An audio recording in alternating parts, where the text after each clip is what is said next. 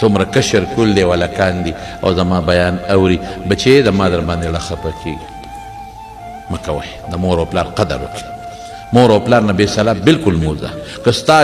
یو لک روپۍ هم تاوان کېږي او مور وایي چې نه وی ښه چې ستا 100 لکه روپۍ هم تاوان کېږي او مور او پلار وایي چې نه وی ښه ودې چې ستا تاوان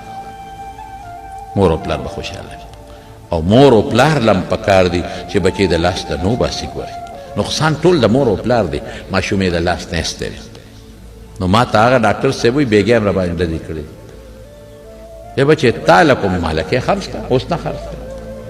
بس پیسې ګټم الوځئ پلو پرانو الوځئ ما وی ډاکټر صاحب سې ورته پوښتنه کوم خفه کېږم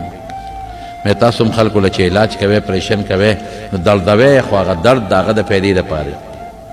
مې زه هم درته یو خبره کوم لږ د دردومه خو ستا د فایدې دپاره خفه کېږم اپریشن دله کوم مې تا به دا بزوی ځان سره چې تر جومات ته مانځلی نه بوتلی چې ته به یو سی روزې له نه تتلی نه به دې بوتلی چې ته یو شبې جمعې له به دې ځان سره نه بوتلی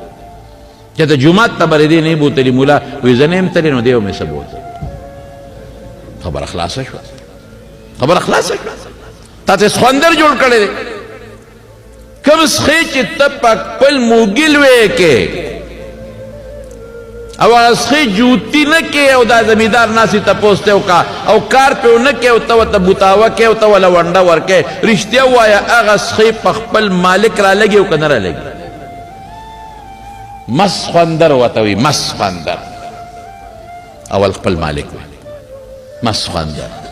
او که په قربانه خرڅې او میلې ته بوځې چې ته یا اسې خرڅې نو په 6 پړو برې تړلي او ټوپونه به وي ولې او چې کم څاروي دي جوتي که زه خو تاسو زمیندار یې ما خو هم زمینداري کړې ده ما ته خو پته ده چې کم غوی دی جوتي که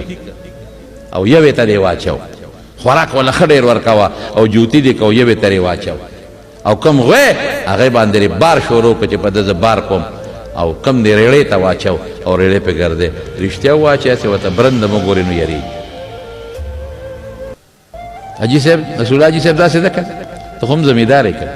یو خو د لاس کې نه راغېشته خو زمیندار خو یې که نه ما خو یو یم کړې ده یو ځل د هغوی خپاو لګېده پس اسپار شیر پاو کې بهر کې زمارو زامن جوتی کې